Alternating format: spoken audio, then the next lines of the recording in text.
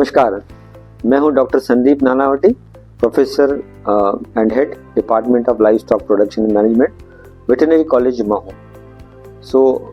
इस सेशन में आज हम बात करेंगे बफेलोज के कुछ कॉन्स्टेंट्स होते हैं और उस कॉन्स्टेंट्स कुछ रुकावटें होती हैं, कुछ दिक्कतें होती हैं। उनमें से एक बड़ी दिक्कत है समर सब फर्टिलिटी इन बफेलोज। यानी हमारी जो बफेलोज होती हैं वो पूरे साल भर तक हीट पर, स्ट्रेस पर प्रजनन काल नहीं दर्शाती। वो किसी पर्टिकुलर टाइम में वर्ष के ठंडे माहों में ही हीट पर आती हैं, स्ट्रेस पर आती हैं, साइक्लिकली एक्टिव रहती हैं, रिप्रोडक्टिव एक्टिव रहती हैं। बाकी के गर्मी के माह, मार्च से लेके समझिए फरवरी से लेके तो 15 जून तक वो साइलेंट होती हैं, हीट पे नहीं आती हैं, रिप्रोडक्शन नहीं करती हैं, नहीं दिखाती हैं, ऐसा माना जाता है। तो आज हम ये तो मैं आपको एक इंट्रोडक्शन बताता हूं कि आज हम इस मुद्दे पर बात क्यों कर रहे हैं। ये प्रॉब्लम इसलिए बर्निंग है कि suppose if the buffalo they do not come into stress, they do not show up their reproductive activity, then what will happen? क्या होगा? परिणाम बहुत खराब होंगे, क्योंकि हमारा जो भैंस पालक है वो भैंस को दूध के लिए पाल रहा है। भैंस दूध तभी देगी जब वो प्रोड्यूस करेगी, वो काविंग करेगी, डिलीवरी करेगी, वो अपने बच्चों के लिए दूध देती है और उसी का हिस्सा, मैक्सिमम हिस्सा हम अपने उपभोग के लिए, मानव जाति अपने उपभोग के लिए, कंजम्पशन के लिए यूज करती है। क्योंकि दूध की ज़रूरत उसके शिशु को शरीर के मुकाबले बहुत ज़्यादा नहीं है, वो उतना मिल जाता है। लेकिन जो एडिशनल मिल्क मिलता है, जो सरप्लस मिल्क मिलेगा, वो मानव जाति के कल्याण के लिए काम आता है, उसके उपभोग के लिए काम आता है। और आप जानते हैं कि भैंस के दूध की कितनी ज़रूरत है। आज हमारा जो सुबह का काम भी दूध के साथ शुरू होता है। चाय के प्याले से जब दूध की शुरुआत होती है तो रात के अंत तक हम लगातार अपने आहार में गाय भैंसों के दूध का उपयोग करते हैं। तो मिल्क हमारे डाइट का एक इंटीग्रल, एक बहुत अनिवार्य हिस्सा हो चुका है। इसलिए हम अगर समर सब फर्टिलिटी रही, यानी अगर पशु गर्मी पर नहीं आया, भैंसे हीट पर नहीं आई, तो न वो कंसीव नहीं होंगी तो डिलीवर भी नहीं होंगी और दूध का इजाफा नहीं हो पाएगा, दूध की बढ़ोतरी नहीं हो पाएगी।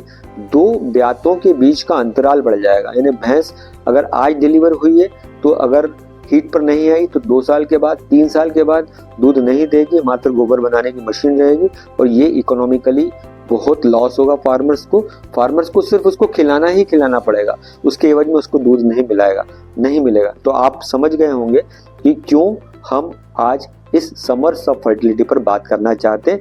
It's a first and foremost burning problem in case of buffaloes. As a veterinarian, we already face this problem because our farmers they always face this problem and they used to complain to the veterinary doctors that doctor साहब ये भैंस हमारी गर्मी पर नहीं आ रही है, ताव पर नहीं आ रही है, मत पर नहीं आ रही है, इसके लिए हम क्या करें। और मैक्सिमम फार्मर बफेलो की इसी समस्या को लेकर परेशान रहते हैं। उनकी आर्थिक गणित, मुनाफे का गणित गड़बड़ा जाता है। हम ये जानेंगे, हम ये समझेंगे कि समर सब फर्टिलिटी है क्या चीज़ है, इसकी परिभाषा समझेंगे, इसको किस तरह से समझा जाए, उसके कौन कौन से कारण हैं, क्या ऐसे कारण हैं जिसकी वजह से भैंसें गर्मी पर नहीं आती। और तीसरा, अगर कारण है तो इसके निदान भी हमारे साथ हैं। जैसे कौन कौन से वैज्ञानिक सॉल्यूशंस हैं जिसके ज़रिए हम पशुओं को, भैंसों को साल भर तक एक जैसा गर्मी पर ला सकते हैं, उनको प्रजनन के रूप में सक्रिय कर सकते हैं, उनको निष्क्रिय नहीं रहने देंगे। ऐसे हमारे पास बहुत सारे तरीके हैं, इन तरीकों की भी हम बात करेंगे। पाठ्यक्रम की रूपरेखा। इस मॉड्यूल में हम समझेंगे कि गर्मियों में भैंसों में सब फर्टिलिटी क्यों होती है। इस मॉड्यूल में हम समझेंगे कि हीट स्ट्रेस भैंसों के प्रजनन को कैसे प्रभावित करता है। इस मॉड्यूल में हम समझेंगे कि समर सब फर्टिलिटी को दूर करने के प्रमुख उपाय क्या हैं।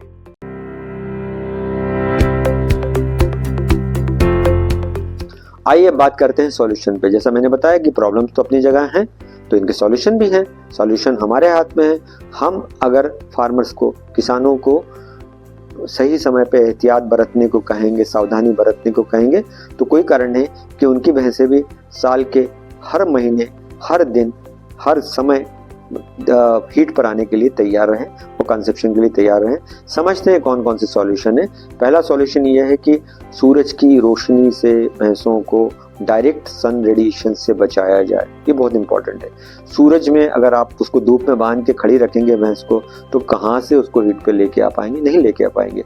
दूसरा, अगर तालाब है गांव में आसपास, तो उसको वेलोइंग करने के लिए, तैरने के लिए प्रवृत्त करें। उसको कहते हैं ना, गई भैंस पानी में।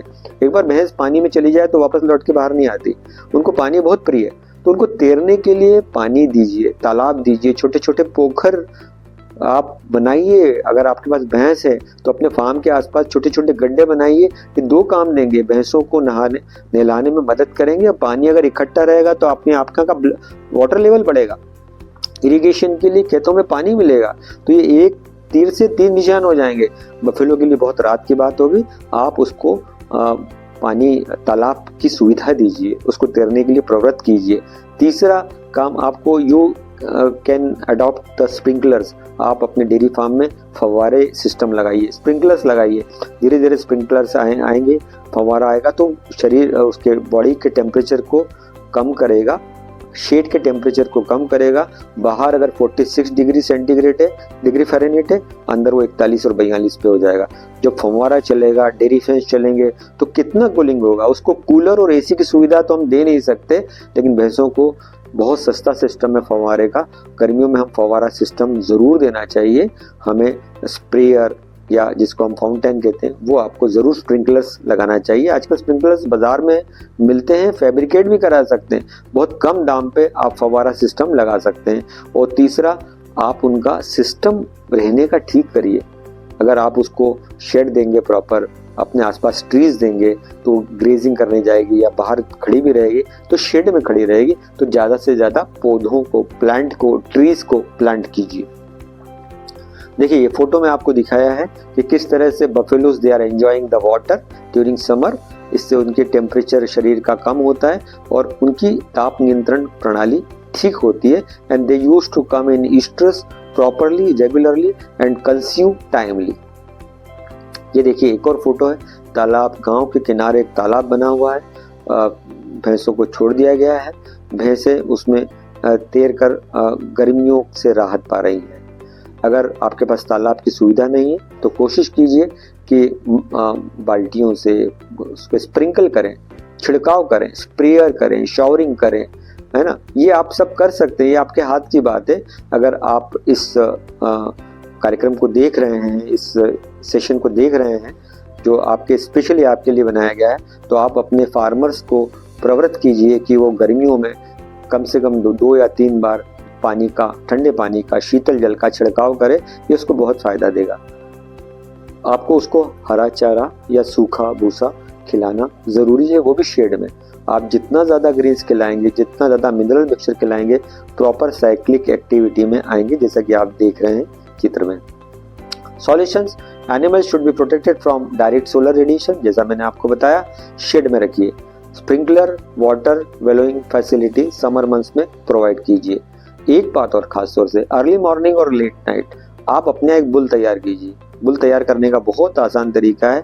उसको हमारे डॉक्टर आके वेजेक्टॉमी करेंगे। वेजेक्टॉमी मतलब उसकी वॉस डिफरेंस को कट करेंगे। जैसे इंसानों में नसबंदी कराई जाती है, वैसे ही जानवरों में, खासतौर से भी पाड़ों में नसबंदी इस तरह से करते हैं कि they are sexually active, they can mount over the buffaloes but can not mate, can not conceive. यानी उनमें वॉस डिफरेंस कट करने से टेस्टोस्टेरोन कट हो जाएगा, उनकी सेक्स डिजायर साइकोलॉजिकली रहेगी। वो बफेलो पे माउंट करेंगे, जैसे ही वो बफेलो पे उनकी परेड कराएंगे। हम टीजर बुल कहते हैं, ऐसे बुल को हम टीजर कहते हैं। तो टीजर बना दिया, वेजेक्टॉमी करके वॉस डिफरेंस को कट करके टीजर की परेड कराई। सुबह अर्ली मॉर्निंग 5:30 बजे, शाम को दूध निकालने के बाद 5:30-6 बजे आपने बुल को, टीजर बुल को चला दिया भैंस के बाड़े में, तबेले में। जैसे ही फीमेल बफेलो जो हीट में है, जिसको आप पहचान नहीं पाए, जिसको हमारा फार्मर डिटेक्ट नहीं कर पाया, हमारा ये बुल डिटेक्ट कर लेगा, उस पर माउंट करेगा। अगर आपके पास एक्चुअल बुल है तो माउंट भी कर लेगा। कंसेप्शन कर लेगा। और अगर आप चाहते हैं कि नहीं उसका आर्टिफिशियल इंसेमिनेशन कराया जाए, अच्छे किस्म के वीर्य से उसका कृत्रिम गर्भाधान कराया जाए, तो हमारा जो टीजर है वो उसको डिटेक्ट तो कर लेगा कम से कम। जैसे डिटेक्ट किया कि हाँ यार ये फीमेल बफेलो, ये बफेलो हीट में है, उसको ले जाके आप कृत्रिम गर्भाधान केंद्र में ले जाके अपने मनपसंद का सीमन वीर्य आप उसे इंसेमिनेट कर सकते हैं। तो टीजर कैन बी यूज्ड, इसे कहते हैं parading of vasectomized bull for heat detection. Sometimes buffalo bull lose their libido, so आपको हर 3 साल में अपने बुल को बदलना है, ब्रीडिंग बुल को। इनब्रीडिंग का खतरा होगा। आप समझते हैं कि अगर एक ही बुल लगातार मदर को, उसकी डॉटर को ब्रीडिंग करता रहेगा तो हमारे सारे जीन्स होमोजाइगस फॉर्म में आ जाएंगे। हमको होमोजाइगस फॉर्म नहीं चाहिए, हमको हेटेरोजाइगस फॉर्म चाहिए। तो वेरिएशन चाहिए पॉपुलेशन में, तो हम लोग बुल को बदलेंगे। तो श्यामलाल का बुल रामलाल के पास चला जाए, रामलाल का बुल मांगीलाल के पास चला जाए, यानी हम बुल को लगातार मेल को 3 साल में बदलते रहेंगे। तो जो जेनेटिक वेरिएशन है हमारे पॉपुलेशन भैंसों में लगातार गुणवत्ता में सुधार आता जाएगा अगर हम चेंज करते रहेंगे। और साथ में जो भी चीज़ लास्ट में होती है वो सबसे इम्पोर्टेंट होती है, बैलेंस्ड राशन, संतुलित पशु आहार। बिन दाना सब सून, आप कुछ नहीं कर सकते अगर प्रॉपर दाना नहीं दे रहे, पशुपालन तो कर ही नहीं सकते। न्यूट्रिशन का बहुत इंपॉर्टेंट रोल है, तो प्रॉपर बैलेंस राशन आपको बफेलोस को देना है। तो ये बहुत सारे सॉल्यूशन है। इसके साथ सॉल्यूशन ये भी है कि आप अर्ली मॉर्निंग और लेट नाइट उसको ग्रेजिंग के लिए छोड़िए। जब ठंडा समय है, आपके पास चरने की सुविधा है, आसपास जंगल है, तो दिन में मत छोड़िए भैंसों को। 10 से 5 के बीच में उसको बंदे बंदे खाने दीजिए। सुबह 5-6 बजे के बाद जब दूध निकल चुका है आप उसको जंगल में छोड़ दीजिए। 9 बजे वापस लिवा लाइए। शाम को जब 5:30 बजे दूध निकलेगा, अंधेरा होने तक 7 बजे तक वापस लौटा के ले आइए। तो 3 घंटे की ग्रेजिंग सुबह, 3 घंटे की ग्रेजिंग, तो खेतों में उसको हरा चारा भी मिल जाएगा, घास फूस भी मिल जाएगा और उसकी एक्सरसाइज भी हो जाएगी और उसको गर्मियों से बचाया भी जाएगा। तो इसको एक early morning grazing, late night grazing, इसका भी एक कॉन्सेप्ट है। अगर आप डॉक्टर हैं तो लिगोल्स आयोडीन की पेंटिंग आप सर्विक्स पे कर सकते हैं। आप उसके घर जाइए, पशुपालक को अपने दवाखाने पे बुलाइए और जैसा कि आप जानते हैं कि सर्विक्स के ऊपर आप लिगोल्स आयोडीन की पेंटिंग करते हैं तो it gives an irritation and reflex stimulation of anterior pituitary for secretion of gonadotropin and thus the cyclicity it get starts। तो अगर आप ल्यूगल्स आयोडीन की पेंटिंग करते हैं तो it will create base for onset of estrus। Now if the buffaloes is suffering from low level of progesterone hormone उसमें कम है, तो you can always give injections of gonadotropin, LH and FSH या progesterone का आप treatment कर सकते हैं। और जैसा कि आप जानते हैं कि आजकल बहुत कारगर है, प्रोस्टाग्लैंडिन का इस्तेमाल हमारे बहुत डॉक्टर्स कर रहे हैं। PGF2 alpha for regression of CL corpus luteum को रिग्रेस करने के लिए प्रोस्टाग्लैंडिन इंजेक्शन का इस्तेमाल साइंटिफिकली आप बॉडी वेट को कैलकुलेट करके कर सकते हैं। तो ये हार्मोनल ट्रीटमेंट है जो आपके हाथ में, वेटनरी डॉक्टर्स के हाथ में, लेकिन जो चीज़ फार्मर्स के हाथ में उसको आप ही समझा सकते हैं फार्मर्स के दहलीज पे जाके कि क्या क्या ऐसा किया जाए जिसके ज़रिए हम फीमेल को साल भर तक हीट पर ला सकें। हमने क्या सीखा?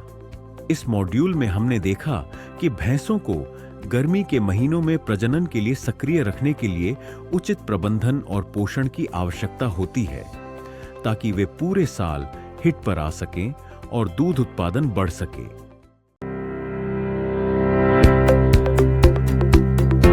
कुछ वैज्ञानिक ये मानते हैं कि समर में भैंसें स्टेराइल हो जाती है, यानी प्रजनन के तौर पर निष्क्रिय हो जाती है, हिट दिखाती नहीं। लेकिन ये गलत बात है। This is a misconception. This is not true. We can bring the buffalo into heat, into stress throughout the year with proper managemental precautions. नियंत्रण रखा जाए, प्रबंधन किया जाए, सही पोषण आहार दिया जाए तो साल भर तक भैंसों को गर्मी के माहों में, फरवरी, मार्च, अप्रैल, मई, जून, इन माहों में भी उसको हीट पे लाया जा सकता है। आइए देखते हैं हम कैसे करेंगे। अब कुछ फार्मर जैसा मैंने बताया कि मानते हैं कि वो हीट पे नहीं आती इन मंथ्स में, खास तौर से काला रंग शरीर का, हीट स्ट्रेस की वजह से, लोअर स्वेट ग्लैंड्स की वजह से। लेकिन दिस कैन बी करेक्टेड। आइए देखते हैं कैसे करेक्ट किया जाए। एक बात हमको मानना पड़ेगी, आप सबको मानना पड़ेगी जो इस लेक्चर को सुन रहे हैं कि buffaloes they are polyestrous animal, means throughout the year they can be breed. पूरे साल भर तक उनको संसर्ग कराया जा सकता है, वो हीट पे आती है। तो ये कल्पना भ्रांति मात्र है कि भैंसे गर्मियों में हीट पे नहीं आती। अब इंडियन सब कॉन्टिनेंट, खासतौर से भारतीय उपमहाद्वीप में ज्यादातर भैंसे 62.8% animals they show periodically heat in October to February, यानी वर्ष के ठंडे माहों में ही अपनी साइक्लिसिटी दिखाती है, प्रजनन दिखाती है। ये नैसर्गिक तौर पर भारत में होता है क्योंकि यहाँ पे टेम्परेचर बहुत ज़्यादा है। टेम्परेचर ज़्यादा होने से वो गर्मियों में हीट पे नहीं आती और कंसेप्शन रेट भी उनका गर्मियों में कम हो जाता है। लेकिन अक्टूबर टू फरवरी यानी दिवाली के बाद से लेके फरवरी तक वो धड़ाधड़ हीट में आती हैं और इसी समय उनकी डिलीवरी भी होती है। इसलिए बारिश के दौरान हम देखते हैं कि दूध की इफरात हो जाती है, दूध की मात्रा बढ़ जाती है और डिलीवरी का टाइम है, सीजन है। Calving of stream of calving is there during winter months, Diwali के समय। तो ये कारण इसलिए कि समर स्टेरिलिटी की वजह से। So while during a period of March to September, when the length of days they are longer and higher intensity of sun is there, the ovarian activity is adversely affected. उनका जो ovaries है उस गर्मी के मारे उसकी जो activities है वो बहुत कम हो जाती है, निष्क्रिय हो जाती है। And 80% of buffaloes they use to deliver between the July to December, जुलाई से दिसंबर के महीनों में वो डिलीवर करते हैं और समर मंथ्स में फरवरी से लेके जून तक वो कम से कम उनकी डिलीवरी होती है और यही कारण है कि दूध हमें गर्मियों में कम मिल पाता है। अब समझते हैं कि क्या कारण है। एक कारण तो ये है कि गर्मियों में हीट स्ट्रेस ज़्यादा होती है इसलिए भैंसें गर्मी पर नहीं आती। दूसरा कारण ये है कि उनमें पसीना बनाने वाली ग्रंथियाँ नहीं के बराबर होती है और पसीना नहीं निकलेगा तो शरीर की गर्मी कैसे निकलेगी, तो थर्मो रेगुलेटरी मैकेनिज्म भी बहुत गड़बड़ हो जाता है गर्मी के दौरान। तीसरा कारण ये है कि high environmental temperature they upset the physiological function of the male as well as female. नर में, मेल में स्पर्मेटोजेनेसिस बहुत गड़बड़ा जाता है, स्पर्म नहीं बनते और मेल की एक्टिविटी, ब्रीडिंग एक्टिविटी भी कम हो जाती। फीमेल में ओवेरियन एक्टिविटी कम हो जाती है गर्मी के मारे। ज़्यादा टेम्परेचर होगा, ओवरीज काम नहीं करेंगी, ओवाज नहीं बनेंगे, ओव्यूलेशन नहीं होगा, कम कंसेप्शन होगा।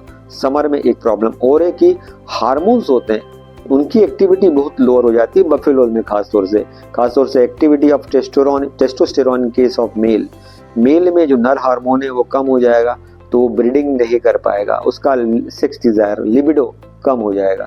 उसी तरह से फीमेल में क्या होगा, फीमेल में प्रोजेस्टेरोन और एस्ट्रोजन दो इम्पॉर्टेंट हार्मोन्स है, उनका लेवल कम हो जाएगा गर्मियों के दौरान, गर्मी के मारे। और उसको फिर हम भैंस को हमारे फार्मर कहते हैं कि ये तो गूंगी हो गई, साइलेंट हीट हो गई, वो सिम्टम्स नज़र नहीं आते, वो बोलना, रंभाना, चिल्लाना जो कि इसके नॉर्मल सिम्टम्स हैं। आप जानते हैं कि जब हीट पे आती है तो भैंसों के नॉर्मल सिम्टम्स क्या हैं, वो पूंछ को बार बार ऊपर उठाती है, there is a continuous discharge from the discharge from the vulva in the form of string. It comes out. The buffaloes they produce sound जिसको bellowing कहते हैं and they mount over other buffaloes and strain for other buffaloes to be mount over on her. वो खड़ी हो जाती है कि दूसरी बफेलो बुल उस पर माउंट करे। तो these are the symptoms of heat. जब फीमेल रिसेप्टिव होती है, मेल को अट्रैक्ट करती है तो ये बहुत सारे सिम्टम्स होते हैं और ये सिम्टम्स हमारे फार्मर्स को समझ में आ जाते हैं अगर ये अच्छे होंगे तो। लेकिन गर्मी में ये सिम्टम्स नहीं होते हैं। गर्मी में वो हीट पे तो आती है पर बिना सिम्टम्स के आती है।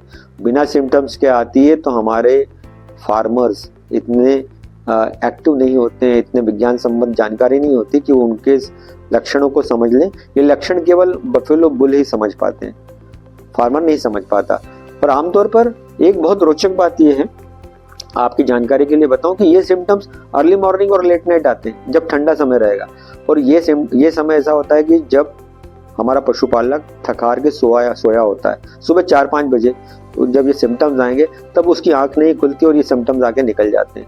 रात को 10 साढ़े 10 बजे के बाद जब ठंडक हो जाएगी तब ये सिम्टम्स आएंगे, तब हमारा पशुपालक सोने के लिए तैयारी होगा या सो चुका होगा, क्योंकि उसको सुबह जल्दी उठना है। तो ये दोनों समय छूट जाएंगे तो फीमेल तो आवाज़ निकाल के वो गौशाला की तरफ ध्यान ही नहीं देगा और वो समय उसके हाथों से चूक जाएगा और वो हीट का समय निकल जाएगा। तो ये बहुत इंपॉर्टेंट कारण है।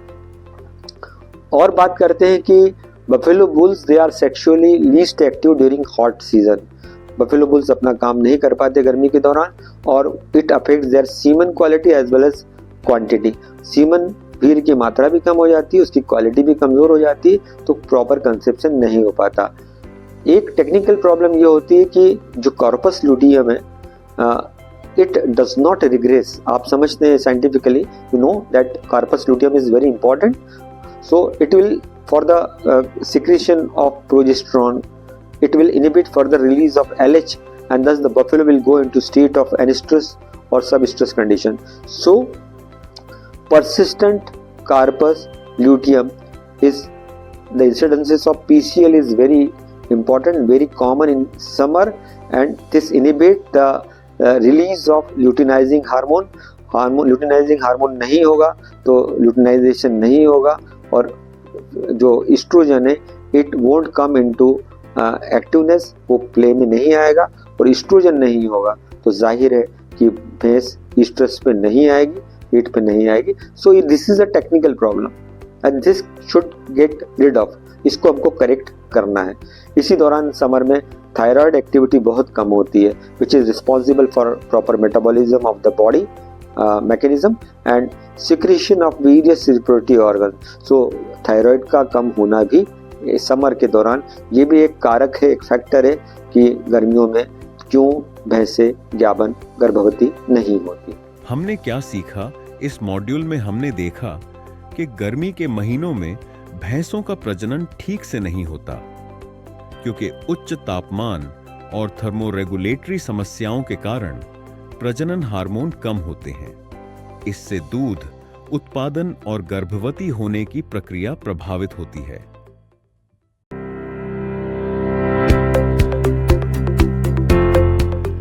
आइए बात करते हैं सॉल्यूशन पे। जैसा मैंने बताया कि प्रॉब्लम्स तो अपनी जगह हैं तो इनके सॉल्यूशन भी हैं। सॉल्यूशन हमारे हाथ में है। हम अगर फार्मर्स को, किसानों को सही समय पे एहतियात बरतने को कहेंगे, सावधानी बरतने को कहेंगे तो कोई कारण नहीं कि उनकी भैंसें भी साल के हर महीने, हर दिन, हर समय हीट पर आने के लिए तैयार रहें और कंसेप्शन के लिए तैयार रहें। समझते हैं कौन कौन से सॉल्यूशन है। पहला सॉल्यूशन ये है कि सूरज की रोशनी से भैंसों को डायरेक्ट सन रेडिएशन से बचाया जाए। ये बहुत इंपॉर्टेंट है। सूरज में अगर आप उसको धूप में बांध के खड़ी रखेंगे भैंस को तो कहाँ से उसको हीट पे लेके आ पाएंगे? नहीं लेके आ पाएंगे। दूसरा, अगर तालाब है गांव में आसपास तो उसको वेलोइंग करने के लिए, तैरने के लिए प्रवृत्त करें। उसको कहते हैं ना गई भैंस पानी में, एक बार भैंस पानी में चली जाए तो वापस लौट के बाहर नहीं आती। उनको पानी बहुत प्रिय है तो उनको तैरने के लिए पानी दीजिए, तालाब दीजिए, छोटे छोटे पोखर आप बनाइए। अगर आपके पास भैंस है तो अपने फार्म के आसपास छोटे छोटे गड्ढे बनाइए। ये दो काम देंगे, भैंसों को नहलाने में मदद करेंगे। पानी अगर इकट्ठा रहेगा तो अपने आपका का वाटर लेवल बढ़ेगा, इरिगेशन के लिए खेतों में पानी मिलेगा। तो ये एक तीर से 3 निशान हो जाएंगे। बफेलो के लिए बहुत रात की बात होगी, आप उसको पानी तालाब की सुविधा दीजिए, उसको तैरने के लिए प्रवृत्त कीजिए। तीसरा काम, आपको you can adopt the sprinklers. आप अपने डेयरी फार्म में फव्वारे सिस्टम लगाइए, स्प्रिंकलर्स लगाइए। धीरे धीरे स्प्रिंकलर्स आएंगे, फव्वारा आएगा तो शरीर उसके बॉडी के टेम्परेचर को कम करेगा, शेड के टेम्परेचर को कम करेगा। बाहर अगर 46 डिग्री सेंटीग्रेड है, डिग्री फ़ारेनहीट है, अंदर वो 41 और 42 पे हो जाएगा। जब फव्वारा चलेगा, डेयरी फैंस चलेंगे तो कितना कूलिंग होगा। उसको कूलर और एसी की सुविधा तो हम दे नहीं सकते, लेकिन भैंसों को बहुत सस्ता सिस्टम है फव्वारे का। गर्मियों में हम फव्वारा सिस्टम ज़रूर देना चाहिए। हमें स्प्रेयर या जिसको हम फाउंटेन कहते हैं वो आपको ज़रूर स्प्रिंकलर्स लगाना चाहिए। आजकल स्प्रिंकलर्स बाज़ार में मिलते हैं, फैब्रिकेट भी करा सकते हैं, बहुत कम दाम पे आप फव्वारा सिस्टम लगा सकते हैं। और तीसरा, आप उनका सिस्टम रहने का ठीक करिए। अगर आप उसको शेड देंगे प्रॉपर, अपने आसपास ट्रीज देंगे तो ग्रेजिंग करने जाएगी या बाहर खड़ी भी रहेगी तो शेड में खड़ी रहेगी। तो ज़्यादा से ज़्यादा पौधों को, प्लांट को, ट्रीज को प्लांट कीजिए। देखिए ये फोटो में आपको दिखाया है कि किस तरह से buffaloes they are enjoying the water during summer. इससे उनके टेम्परेचर शरीर का कम होता है और उनकी ताप नियंत्रण प्रणाली ठीक होती है। And they used to come in oestrus properly, regularly and consume timely. ये देखिए एक और फोटो है, तालाब, गांव के किनारे एक तालाब बना हुआ है, भैंसों को छोड़ दिया गया है। भैंसें उसमें तैर कर गर्मियों से राहत पा रही हैं। अगर आपके पास तालाब की सुविधा नहीं है तो कोशिश कीजिए कि बाल्टियों से उसको स्प्रिंकल करें, छिड़काव करें, स्प्रेयर करें, शावरिंग करें, है ना। ये आप सब कर सकते हैं, ये आपके हाथ की बात है। अगर आप इस कार्यक्रम को देख रहे हैं, इस सेशन को देख रहे हैं जो आपके स्पेशली आपके लिए बनाया गया है, तो आप अपने फार्मर्स को प्रवृत्त कीजिए कि वो गर्मियों में कम से कम 2 या 3 बार पानी का, ठंडे पानी का, शीतल जल का छिड़काव करें। ये उसको बहुत फायदा देगा। आपको उसको हरा चारा या सूखा भूसा खिलाना जरूरी है, वो भी शेड में। आप जितना ज़्यादा ग्रीन्स खिलाएंगे, जितना ज़्यादा मिनरल मिक्सचर खिलाएंगे, प्रॉपर साइक्लिक एक्टिविटी में आएंगे, जैसा कि आप देख रहे हैं चित्र में। Solutions, animals should be protected from direct solar radiation, जैसा मैंने आपको बताया, शेड में रखिए। Sprinkler water wallowing facility summer months में प्रोवाइड कीजिए। एक बात और खास तौर से, अर्ली मॉर्निंग और लेट नाइट आप अपने एक बुल तैयार कीजिए। बुल तैयार करने का बहुत आसान तरीका है, उसको हमारे डॉक्टर आके वेजेक्टॉमी करेंगे। वेजेक्टॉमी मतलब उसकी वॉस डिफरेंस को कट करेंगे। जैसे इंसानों में नसबंदी कराई जाती है, वैसे ही जानवरों में, खासतौर से भी पाड़ों में नसबंदी इस तरह से करते हैं कि they are sexually active, they can mount over the buffaloes but can not mate, can not conceive. यानी उनमें वॉस डिफरेंस कट करने से टेस्टोस्टेरोन कट हो जाएगा, उनकी सेक्स डिजायर साइकोलॉजिकली रहेगी, वो बफेलो पे माउंट करेंगे। जैसे ही वो बफेलो पे उनकी परेड कराएंगे, हम टीजर बुल कहते हैं, ऐसे बुल को हम टीजर कहते हैं। तो टीजर बना दिया वेजेक्टॉमी करके, वॉस डिफरेंस को कट करके टीजर की परेड कराई। सुबह अर्ली मॉर्निंग 5:30 बजे, शाम को दूध निकालने के बाद 5:30-6 बजे आपने बुल को, टीजर बुल को चला दिया भैंस के बाड़े में, तबेले में। जैसे ही फीमेल बफेलो जो हीट में है, जिसको आप पहचान नहीं पाए, जिसको हमारा फार्मर डिटेक्ट नहीं कर पाया, हमारा ये बुल डिटेक्ट कर लेगा, उस पर माउंट करेगा। अगर आपके पास एक्चुअल बुल है तो माउंट भी कर लेगा, कंसेप्शन कर लेगा। और अगर आप चाहते हैं कि नहीं, उसका आर्टिफिशियल इंसेमिनेशन कराया जाए, अच्छे किस्म के वीर्य से उसका कृत्रिम गर्भाधान कराया जाए, तो हमारा जो टीजर है वो उसको डिटेक्ट तो कर लेगा कम से कम। जैसे डिटेक्ट किया कि हाँ यार ये फीमेल बफेलो, ये बफेलो हीट में है, उसको ले जाके आप कृत्रिम गर्भाधान केंद्र में ले जाके अपने मनपसंद का सीमन, वीर्य आप उसे इंसेमिनेट कर सकते हैं। तो टीजर कैन बी यूज्ड, इसे कहते हैं parading of vasectomized bull for heat detection.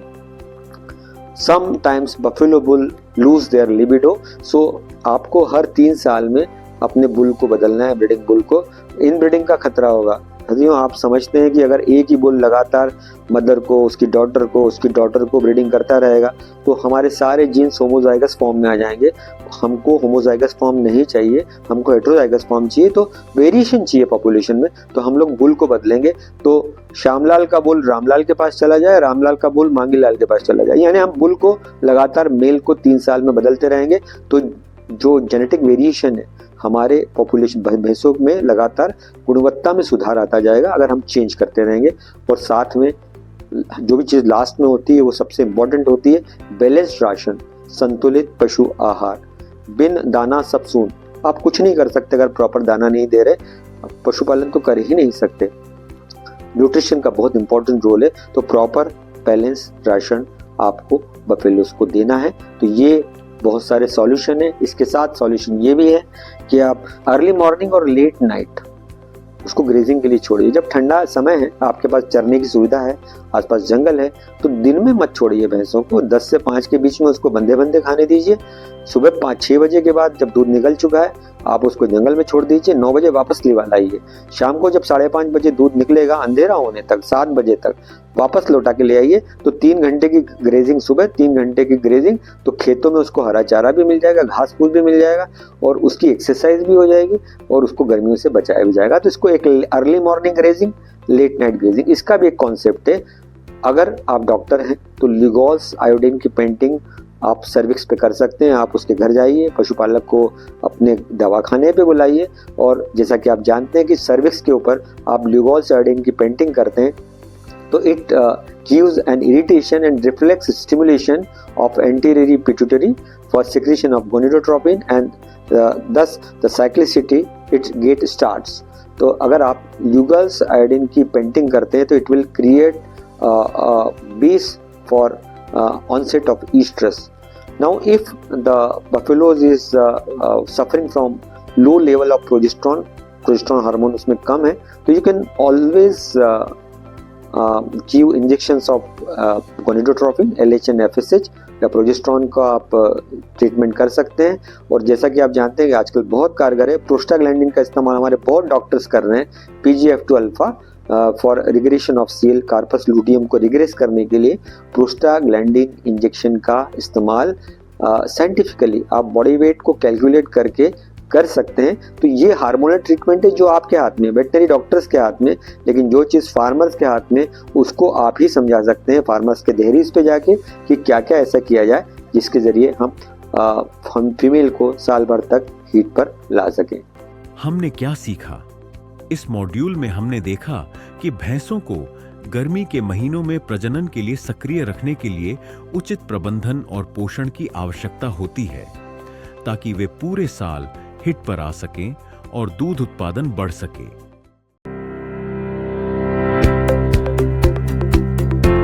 तो कंक्लूजन की बात जब हम करते हैं तो कंक्लूजन यही कि buffaloes during summer although they are very poor in showing reproductive activity but when they are termed as a silent oestrus, conception भी फेल्योर हो जाता है। बट बहुत सारे ऐसे फैक्टर्स हैं जो एनवायरमेंटल फैक्टर्स हैं, न्यूट्रिशनल फैक्टर्स हैं, हार्मोनल फैक्टर हैं which are responsible for non arrival of oestrus during summer. लेकिन कुछ मैनेजमेंटल कंडीशन है जिसके ज़रिए हम इस पर मुक्ति पा सकते हैं पर्याप्त न्यूट्रिशनल मैनेजमेंट के ज़रिए, हीट स्ट्रेस को कम करके, फव्वारा देके, तालाब की सुविधा देके, ठंडा रख के, हार्मोनल थेरेपी का इस्तेमाल करके और ब्रीडिंग सीजन का एडजस्टमेंट कर लें कि आप इस तरह से ब्रीड कराएं कि कम से कम गर्मियों में उसका कंसेप्शन करा दें ताकि वो साल भर तक कंसेप्शन होता रहे और हमें साल भर तक दूध मिलता रहे। तो इस कंक्लूजन के साथ, इस नतीजे के साथ कि यदि आपने फार्मर्स में ये सब चीज़ें आप उनके नॉलेज को आपने एनरिच किया, उनको बताया, तो जाहिर तौर पर हम मानते हैं कि buffaloes they can B bread through out the year, through out the any season of the year. तो अभी आपने ये जो जानकारी देखी कि बफेलो में समर सब फर्टिलिटी होती है, वो हीट पे नहीं आती है, अगर आपको ये जानकारी समझ में आ गई होगी तो हम एनालिसिस के तौर पे आपके असेसमेंट के लिए कुछ आपको प्रश्न देंगे। उन प्रश्नों को आप स्क्रीन से पढ़िए और स्क्रीन से पढ़ने के बाद उसका सॉल्यूशन दीजिए, उसको हल कीजिए, उसको अपलोड कीजिए। अगर आपका सॉल्यूशन सही है तो उसका असेसमेंट होगा और असेसमेंट अगर आप सफल पाए जाएंगे तो उसके एवज में आपको एक सर्टिफिकेट हासिल होगा जो आपके काम का होगा। तो आप निश्चित रूप से असेसमेंट के कार्यक्रम में हिस्सा लीजिए। हमने क्या सीखा इस कोर्स में? हमने देखा कि गर्मियों के मौसम में उच्च तापमान के कारण भैंसों का प्रजनन प्रभावित होता है जिससे दूध उत्पादन कम हो जाता है। ऐसे में उचित पोषण और प्रजनन प्रबंधन अपनाकर उन्हें सक्रिय रखना किसानों के आर्थिक लाभ के लिए जरूरी है।